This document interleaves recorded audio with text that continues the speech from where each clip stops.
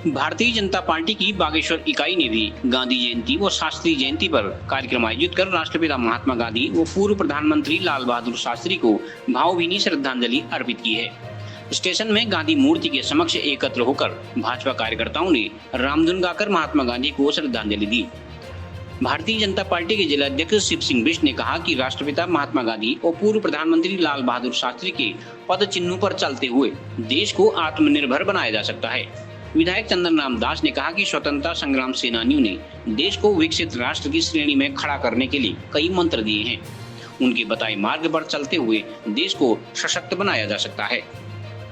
भाजपा ने 2 अक्टूबर को मुजफ्फरनगर कांड के उत्तराखंड शहीदों को भी श्रद्धांजलि अर्पित की।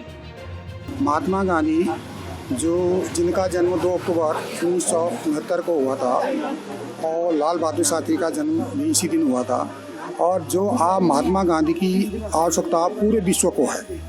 एक हम ही को हमारा देश का गांधी दर्शन इतना महत्वपूर्ण है। लोग बाग सोचते हैं कि गांधी जी ने क्या दिया देश को, क्या लिया।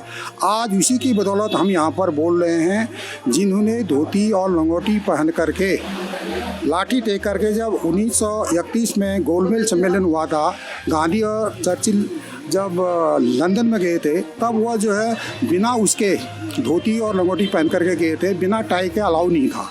तब गांधी जी वहाँ पहुँचने के बाद भी विश्व दर्शन ने कहा, सभी ने संसार में सभी देशवासियों ने कहा कि वास्तव में गांधी जी ने पूरे देश की आज़ादी के लिए जो लड़ाई लड़ी वह अविस्मरणीय रहेगा, और उनके आदर्शों को, भारत स्वच्छ अभियान को हमें आगे बढ़ाना है। और उसके साथ साथ ही हमें ये भी देखना है कि जो गांधी जी की अहिंसा को मानव में भेद को मिटाना है, और जाति ऊंची नीच का भी भेद मिटा करके सबको मानवता, जब तक हमारे मानवीय मूल्यों का हम लोगों के अंतर्गत समावेश नहीं होगा, तब तक स्वच्छ भारत की परिकल्पना करना भी अपूर्ण होगा।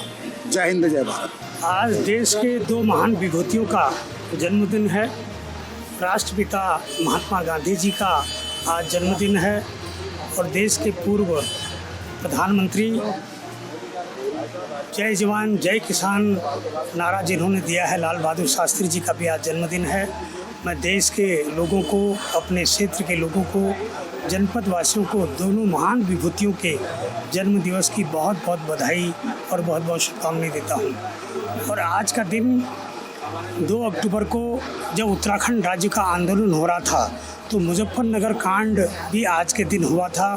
बहुत से शहीदों, आज के दिन हमारी बहनें, हमारे युवा साथी आज शहीद हुए थे। मैं उन तमाम शहीदों को भी आज के दिन श्रद्धा सुमन अर्पित करता हूं।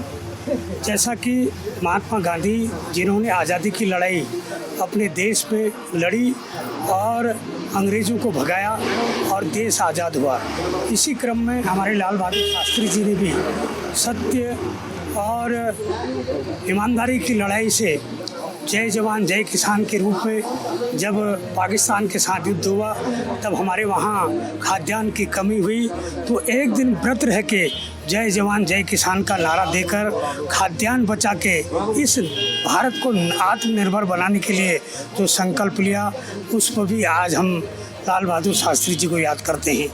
देश में महात्मा गांधी जी ने जो स्वच्छता अभियान, अप्रशस्ता अभियान और देश में जो मद्य निषेध का कार्यक्रम चलाया, उनको भी हमने अपनाना होगा। ये संकल्प आज के दिन हमने लेना होगा। और स्वच्छता अभियान को अपनाते हुए देश के प्रधानमंत्री जी ने स्वच्छ भारत अभियान के माध्यम से महात्मा गांधी जी के सपनों को साकार करने का जो संकल्प लिया, उसके लिए हम माननीय मोदी जी को बहुत बहुत बधाई और शुभकामनाएं देते हैं। आज पहले तो मैं अपने राष्ट्रपिता महात्मा गांधी जी को और अपने प्रधानमंत्री, पूर्व प्रधानमंत्री स्वर्गीय लाल बहादुर शास्त्री जी को नमन करता हूं, श्रद्धांजलि देता हूं आपके माध्यम से। और निश्चित रूप से हम आज जिस तरह से हमारे देश के प्रधानमंत्री जी ने आत्मनिर्भर भारत की बात कही है, और वो गांधी जी के पद चिन्ह पर ही चलकर ये सारी चीज़ें हुई हैं। और आज मैं आपके माध्यम से ही, क्योंकि ये प्रदेश भी हमें कई शहीदों ने अपनी शहादत देने के बाद ये प्रदेश हमें मिला, मैं ऐसे उत्तराखंड के उन शहीदों को भी जिन्होंने मुजफ्फरनगर में अपनी शहादत दी, उनको भी नमन करते हुए और सभी अपने जनपद वासियों से निवेदन करूंगा कि जिन अमर शहीदों के बदौलत हमें ये राज्य मिला है, ये देश मिला है, उनके पद चिन्हों पर चलकर हम इस बागेश्वर को बहुत अच्छा बनाने का प्रयास हम लोग करें। इस बागेश्वर को किस तरह से बागेश्वर की आम जन को आत्मनिर्भर बनाएं, उसके लिए भी हम पूरे जनपद वासियों से मैं निवेदन करूंगा कि हम इस जनपद को आत्मनिर्भर बनाने का प्रयास करें।